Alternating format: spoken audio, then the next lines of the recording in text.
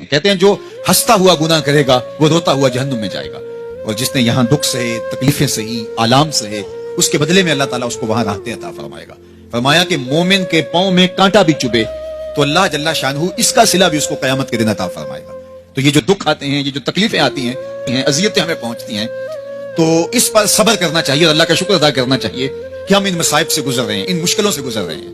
اور اگر کسی شخص کی زندگی میں دکھ ہے ہی نہیں، سکھ ہی سکھ ہیں، تو پھر وہ سمجھے کہ وہ فتنے میں مبتلا ہے۔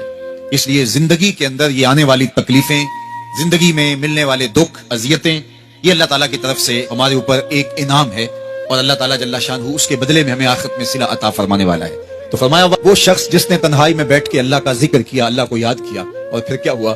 فرمایا اس کی آنکھوں سے آنسو ٹپکنے لگے۔ فرمایا قیامت کے دن جب کوئی سایہ نہیں ہوگا، یاد الہی میں رونے والے کو اللہ اپنے عرش کا ٹھنڈا سایہ عطا فرما دے گا۔ تو یہ رونا بہت بڑی دولت ہے، یہ بہت بڑی سعادت ہے۔